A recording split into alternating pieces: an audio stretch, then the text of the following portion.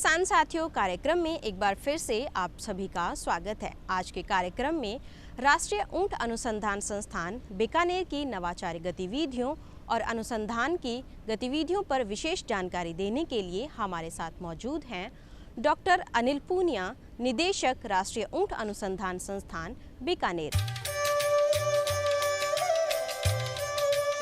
ऊँटों की प्रजाति पर अनुसंधान करने और ऊँटों का संवर्धन और संरक्षण करने के लिए राष्ट्रीय स्तर का एक प्रमुख संस्थान बीकानेर में है, ICAR का, जिसे हम कहते हैं राष्ट्रीय ऊँट अनुसंधान संस्थान जोड़बनी बीकानेर। इस समय हमारे साथ हैं निदेशक, यहाँ के इस संस्थान के निदेशक डॉक्टर अनिल कुमार पूनिया जी। आपका डॉक्टर साहब बहुत बहुत स्वागत है। हमारी कृषि दर्शन की टीम, डीडी राजस्थान की टीम, किस तरह से ऊँटों का संवर्धन हो और यह प्रजाति जो लुप्त हो रही है इसको कैसे बचाएं, इसका किस तरह से हम अनुसंधान करें ताकि ये प्रजाति लोकप्रिय हो। आज जिस तरह से हम वाणिज्यिक महत्व देख रहे हैं ऊँटनी के दूध का, जिस तरह से बढ़ रहा है, तो ऊँटों को बचाने के लिए और इनके अनुसंधान के लिए संस्थान की मुख्य गतिविधियां और मुख्य क्रियाकलाप क्या हैं, ये बताइए। बहुत बहुत धन्यवाद आपका मुझे ये मौका देने के लिए और हमारे संस्थान में पधारने के लिए। मैं बताना चाहूँगा कि राष्ट्रीय ऊष्ट अनुसंधान केंद्र, जिसकी स्थापना 1985 में हुई थी और बाद में इसको एक NRCC के रूप में, national research centre on camel के रूप में जो है अपग्रेड किया गया। उसके बाद से ये संस्थान लगातार ऊँटों के संरक्षण और संवर्धन के लिए लगातार काम करता रहा है। इस संबंध में जैसा कि आपने हमसे पूछा, अलग अलग डिसिप्लिन्स हैं हमारे, जिसमें एनिमल न्यूट्रिशन है, कैमल डेयरी है, डेयरी टेक्नोलॉजी है, लाइव स्टॉक प्रोडक्शन टेक्नोलॉजी है, दूसरे पैथोलॉजी के डिपार्टमेंट हैं, वेटनरी मेडिसिन से संबंधित हमारे डिपार्टमेंट हैं। ये अलग अलग क्षेत्रों में काम हो रहा है हमारे यहाँ। जैसा आप जानते हैं कि ऊँटों की घटती संख्या हम सब लोगों के लिए एक बेहद चिंता का विषय है, और अगर आप पिछले 2 दशकों में देखें तो उसमें बहुत ही तेज़ी से गिरावट आई है। शायद इसके पीछे जो कारण रहा है वो ऊँट की घटती उपयोगिता है, क्योंकि ऊँटों का पाश्चात्य समय में ट्रांसपोर्टेशन और कृषि में बेहद योगदान रहा है। लेकिन जैसे जैसे विकास हुआ है हमारे ट्रांसपोर्टेशन सिस्टम का, तो ऊँटों की उपयोगिता वहाँ घटने से ये इकोनॉमिक पशु के रूप में नहीं माना गया। लेकिन आने वाले दिनों में हमें ऊँट की उपयोगिता को बढ़ाना है। जिस तरह से अगर हम देखें तो विश्व में इसकी जनसंख्या 3 गुना बढ़ी है पिछले कुछ दशकों में, लेकिन हमारे यहाँ ये जो है पिछली एक जनसंख्या के जो आंकड़े आए हैं 2019 में, तो देखा गया कि 2 जनसंख्या के बीच में ही 39% की गिरावट आई है। और इस गिरावट के पीछे सबसे बड़ा कारण ही है कि उस इकोनॉमिकल ये हमारे संस्थान के कई सारे प्रोग्राम्स हैं जो चले हुए हैं ऊँट पालकों के लिए, और मेन काम हमारा यही है कि ऊँट को भी बढ़ावा देना है और ऊँट पालकों को भी बढ़ावा देना है। क्योंकि हमारा मानना है कि अगर ऊँट पालक हमारा आगे बढ़ेगा तो ऊँट की डेफिनेटली उपयोगिता बढ़ेगी देश में। इसके अलग अलग पहलू अगर हम देखें, जैसे मिल्क प्रोडक्शन की बात है, तो इसकी जो मिल्क है इसको हम मिल्क से इतर समझें, ये एक फंक्शनल फूड के रूप में देखा जाना चाहिए।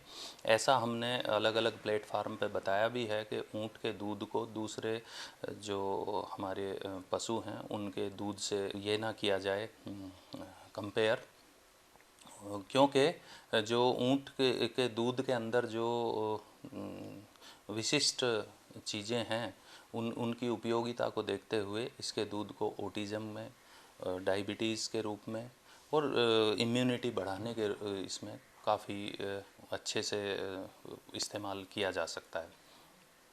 एक और दूसरी बड़ी प्रॉब्लम है किसानों के साथ कि क्योंकि ये स्कैटर्ड हैं और अलग अलग परिस्थितियों में अलग अलग जगह पे रहते हैं, तो वहाँ पे जो इनका दूध उत्पादन होता है उसको लेने के लिए या उसको उस कंज्यूमर तक पहुंचाने के लिए कोई व्यवस्था नहीं है। उसमें उन्हें बहुत ही दिक्कतों का सामना करना पड़ता है हमारे ऊँट पालक को। दूसरी तरफ जो कंज्यूमर है, इसका कंज्यूमर गाय और भैंस के दूध की तरह से इसका कंज्यूमर नहीं है। इसके कंज्यूमर विशिष्ट कंज्यूमर हैं जो उनको दूध की उपलब्धता मिल नहीं पाती। तो 20 रुपये से लेकर और 500 रुपये तक का रेट है कैमल मिल्क का हमारे देश में। 20 रुपये वहाँ पर है जहाँ पर जो अपना जो प्रोड्यूसर है वो कहीं रिमोट एरिया में है और उसके पास व्यवस्था ही नहीं है कि वो अपने दूध को सही जगह तक या सही उन कंज्यूमर तक पहुंचा सके। और जो हायर प्राइसेस हैं 4 या 500 रुपये तक, वो उन लोगों के लिए हैं कि जहां इस दूध को एक विशेष औषधि के रूप में इस्तेमाल किया जाता है। इस गैप को अनवाइडन करना है, हमें इस खाई को पाटना है ताकि इधर पशुपालक को भी हमारे दूध का अच्छा दाम मिले।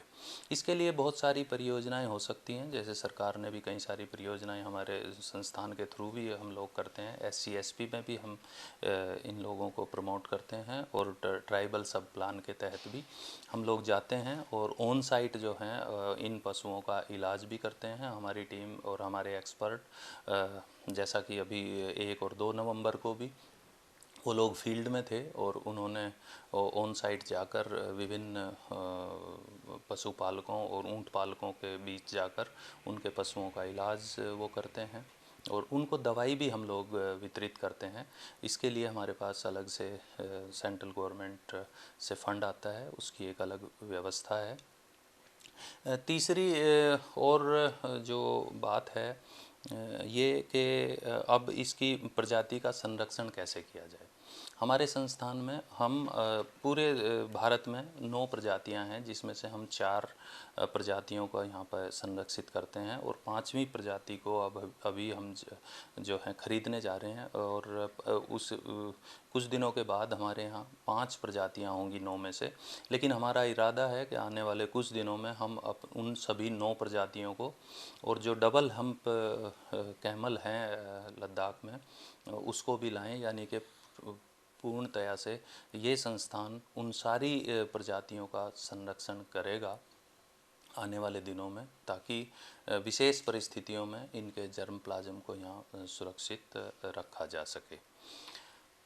इसके अलावा जो हमारे वैज्ञानिक हैं वो अलग अलग तरह के उत्पाद यहाँ पर बनाते हैं और इको टूरिज़्म में बहुत सारे हमारे पास बाहर से सैलानी आते हैं देश और विदेश से, और उन सब को हम अलग अलग तरह के ऊँटनी के दूध से बने हुए उत्पाद यहाँ पर मुहैया कराते हैं। जहाँ तक इको टूरिज़्म की बात है, ये एक और दूसरा पहलू हो सकता है जो ऊँट को बचाने में काफ़ी कारगर सिद्ध होगा। और इसमें हमारा इकलौता ऐसा संस्थान है देश का जो काफ़ी सैलानियों को यहाँ पर रिसीव करता है और उनसे हम बहुत सारी भूरी भूरी प्रशंसा भी पाते हैं और उनकी फ़ीडबैक लेकर हम हर बार यही कोशिश करते हैं कि किस तरह से इस इको टूरिज़्म को भी हम और बेहतर बना सकें। निरंतर हमारी टीम इस दिशा में लगातार काम करती रहती है। तीसरे हम एंटरप्रेन्योरशिप या ट्रेनिंग हमारे यहाँ पशुपालकों को भी और दूसरे एंटरप्रेन्योर्स को भी हम लोग ट्रेनिंग देते हैं ताकि वो जाकर अपना कोई एक उद्योग ऊँट और ऊँट से संबंधित कोई एक उद्योग स्थापित कर सकें, जिससे भी इसके अलावा हम लोगों ने यहाँ की जो इंडस्ट्री हैं, कोऑपरेटिव्स हैं, उनके साथ भी लगातार संपर्क बनाए हुए हैं कि किस तरह से वो हमारे दूध को या दूध से बने उत्पादों को जनमानस तक पहुंचा सकें। क्योंकि ये सबसे बड़ी एक समस्या रही है कि कंज्यूमर को कोई चीज़ हमेशा महंगी लगती है और प्रोड्यूसर को उसके उचित दाम नहीं मिल पाते। तो नेचुरल है कि इसको हम अनुसंधान से भी और दूसरे अपने प्रयासों से भी या अपनी एक्सटेंशन एक्टिविटी से भी या अवेयरनेस प्रोग्राम के थ्रू या बहुत सारी चीज़ों के थ्रू हम इस चीज़ को भी हम बहुत अच्छे से एड्रेस करना चाहते हैं ताकि दोनों को, कंज्यूमर और प्रोड्यूसर को, इस बात का लाभ मिले। जहाँ तक वो दूसरी अनुसंधान परियोजनाओं की बात है, Indian council of agriculture research के साथ अभी हमने कुछ प्रोजेक्ट्स सबमिट किए हुए हैं हमारे वैज्ञानिकों ने। अभी हम राष्ट्रीय डेयरी अनुसंधान के साथ नॉन बोवाइन मिल्क पर हमारा एक बहुत बड़ा प्रोजेक्ट सबमिट होने वाला है, ताकि उसमें ऊँट को शामिल किया जाए। और बहुत ही रिसेंटली हमने जो है एक कैमल मिल्क का जो क्लोन है, इस बारे में भी हमने एक परियोजना को तैयार किया हुआ है। और जैसे जैसे हम लोगों को उसके लिए पैसा मिलेगा या फंडिंग मिलेगी, तो हम कैमल के जो है क्लोन्स भी तैयार करने की कोशिश करेंगे। सन 2023 में एक अंतर्राष्ट्रीय संस्था ने पूरे विश्व का एक सर्वे किया, जिसमें कैमल रिसर्च को देखा गया कि किस संस्थान ने और किस तरह से रिसर्च को बढ़ावा दिया है पूरे विश्व में। तो मुझे बड़ी खुशी है कि एनआरसीसी उसमें विश्व में चौथे नंबर पर रहा अनुसंधान के क्षेत्र में। हालांकि कुछ ऐसे देश हैं जो बहुत हमसे आगे रहे हैं, लेकिन उनके यहाँ जो ऊँटों की संख्या है और दूसरी सुविधाएं हैं वो काफ़ी ज़्यादा थी। बट मुझे अपने वैज्ञानिकों पे बड़ा नाज है, और ये जो अनुसंधान हुआ था ये अंतर्राष्ट्रीय स्तर पर पब्लिश भी है। तो ऑलरेडी हमें चौथा नंबर मिलना हमारे संस्थान को, क्योंकि हमारे यहाँ वैज्ञानिकों की संख्या और उसको देखते हुए ये बहुत बड़ी उपलब्धि है हमारे संस्थान के लिए।